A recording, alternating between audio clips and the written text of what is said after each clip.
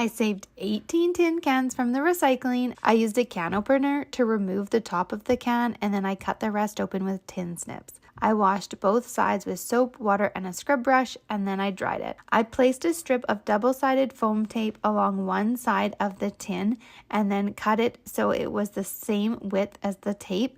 Then I cut it into smaller sections about 3/4 inch length. I peeled the back of the tape and placed the tin on a rubber inflated ball. After the middle row, I added rows alternating between the top and the bottom sides. When I got to the more curved part on the ball, I left a little triangle space between each tile, and then I cut my tiles in half on an angle, used those pieces to fill in the blanks. I glued it to a thrifted candlestick, and now I have the most gorgeous gazing ball, perfect for my garden. I hope this inspires you to get creative with tin cans and make your own gazing ball.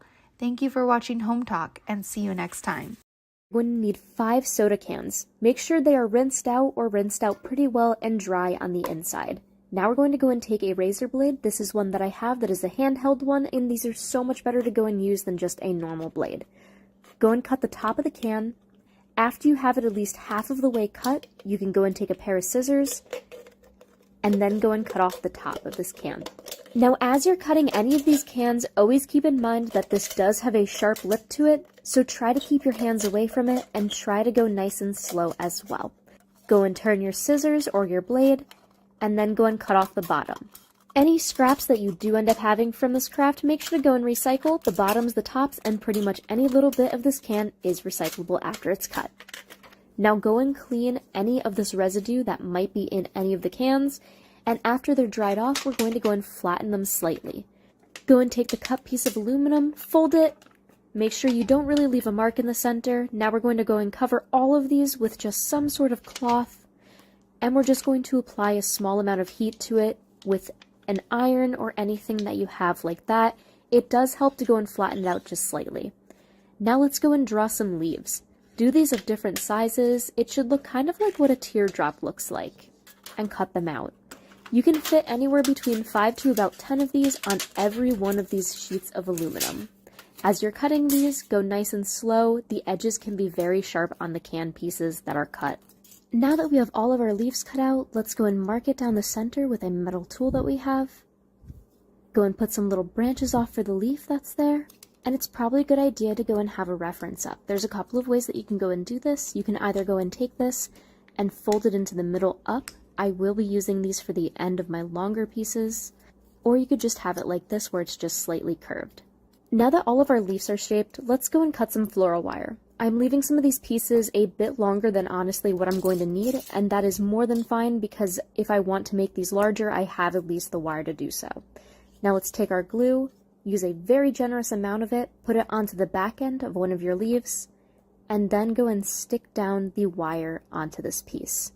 You might have to hold it in place for a couple of seconds, and now for this one, this is one of the pieces that I folded upwards, and I'm sticking this onto the end of this piece of wire that is a lot longer than the other ones that I'm using, and it's about 2.5 feet long. Now let's go and continue to glue down these pieces. And this glue does dry pretty quick, so it took about 1.5 hours for it to be fully dry. Now you can go and spray paint it. I'm starting off with just a very light green base, and after that green base is done, I'm going over everything with a black that is very light. Then I'm just going to wait for this to dry, and really didn't take too long. I did this on a nice and hot day. So after this side is dried, which I honestly still wanted some of the can to be showing at the bottom, I think it looks kind of cool. Now onto the other side. Use green spray paint first, a small amount of yellow, and then at the edges of every one of these, use a very light amount of black spray paint.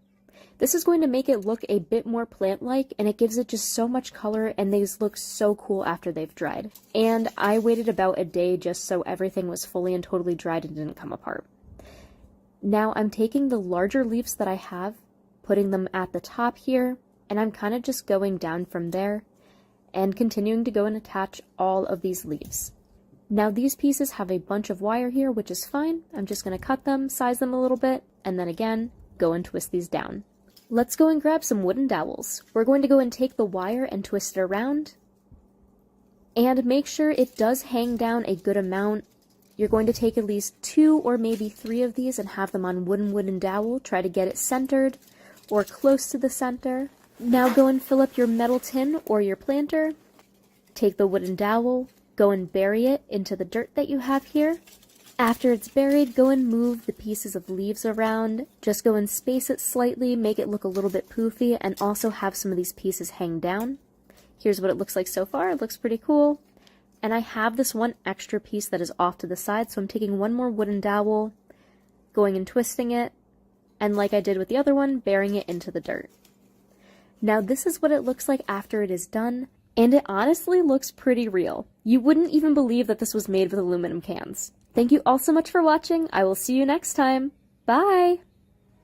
I grabbed a corrugated cardboard box and a tin can from my recycling for this elegant home decor. I cut the cardboard about a 1/4 inch taller than the tin can. I wet a tea towel and pressed it onto the top of the cardboard to make it damp, not wet. This helped to loosen it so I could pull the top layer off and expose the corrugated part. Then I flipped it over and painted the top 1/2 inch and top edge antique white using acrylic paint. I flipped it back and painted the whole corrugated surface in antique white, and then I started blending with the other colors. I used a sponge to add black, gray, and I spray painted some silver for a metallic touch. I added more antique white on top and blended it all together using my paintbrush. Once dried, I wrapped it around the tin can, hot glued it together, and now I have a knockoff galvanized zinc vase, and you'd never know it came from the recycling bin. We're starting with a toilet paper roll, and we are going to cut it down to about half this size. So I'm going to be taking an X-Acto blade. I essentially want to create like a flat piece, and I'm going to go around the inside. I want it to kind of fall here. And so I'm just going to continue to add glue around the surface. So I'm going to take a big heap of this and we're going to just start layering it on. So we're going to do essentially the same thing, but I'm going to start by over the exposed base of the toilet paper roll. So I let this dry for about 24 hours. I have a sanding block.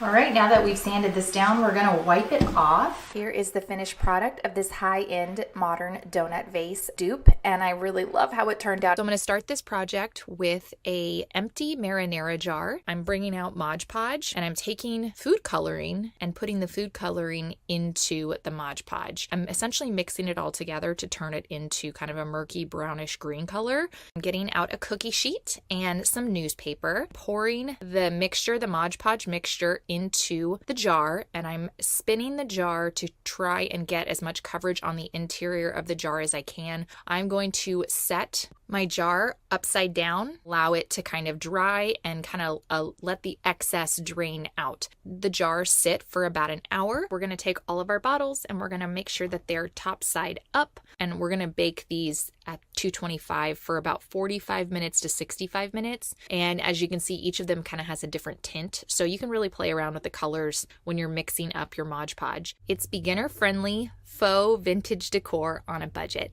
I dug this alcohol bottle out of my recycling bin. I'm going to remove the label from the bottle, and I'm going to use some alcohol. I'm going to get rid of the sticky residue that's left over. This is just an old picture, and I'm going to go ahead and cut it down to fit in the exact same spot where the label was. Take some matte Mod Podge. I'm going to brush it onto the back side of the alcohol bottle. Just going to place my picture face down, and then I'm going to take a scraper and I'm going to smooth down the picture, removing any air bubbles. I let that set for a good 2 to 3 hours, and then I'm going to come in with some just plain white chalk paint, and I'm going to paint my entire back side. And then for the front side, I want to make sure I leave a little window here so we can see the picture in the back, and then continue painting around the entire bottle, leaving the window open. I let this chalk paint dry overnight. I'm going to go ahead with some transfers here from Dixie Belle, and I'm going to transfer some nice orchid designs here onto my bottle. I just placed a nice taper candle in the top for a nice candle holder. I just love this idea. There's so many possibilities. So I took these drinking bottles. I used some pages from a book that got wrecked, and I'm going to go ahead and Mod Podge them on. And then I'm going to paint around the picture.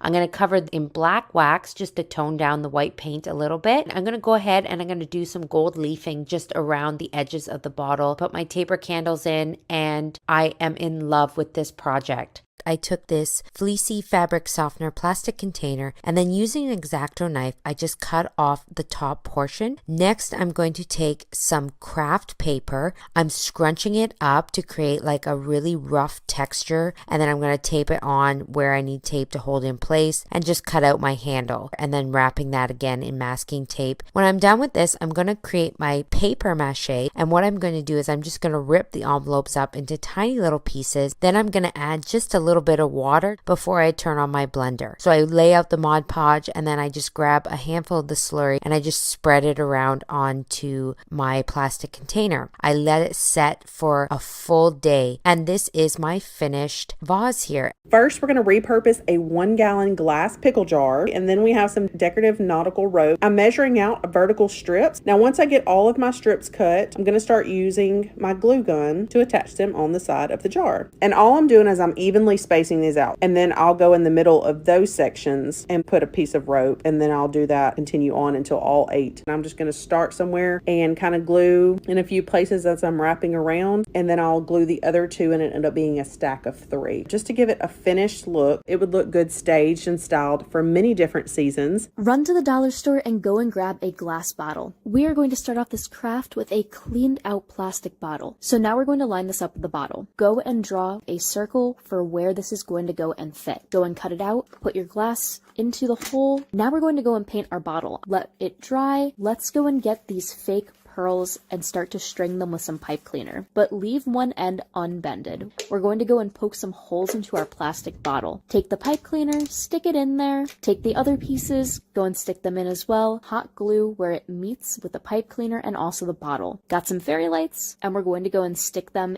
into where we have the center hole. Now let's take this base here, stick it in place. I am using cotton for this. Now let's go and glue these down. Use your fingers to go and poof it out. Go and use a fork to really go and poof it out even more. This cloud lamp is sure to light up any room, is so much fun to go and make, and is upcycled. Take an X-Acto knife and remove the lid flaps. Take hemp rope and a hot glue gun to begin wrapping the rope around the box. Take twine and begin gluing it to the perimeter of the bottom of the box. Take balsa wood oval or circle shapes and paint them with black paint. Print words to be displayed on the side of the box. Cut them out and use pencil to cover the back of the paper. Then trace the font on the balsa wood. Use a chalkboard pen or a white paint pen to cover the pencil traced font. Use a hot glue gun to attach the labels to the side of the box. There you have it, an inexpensive way to create your own pantry storage for your home for less than $10.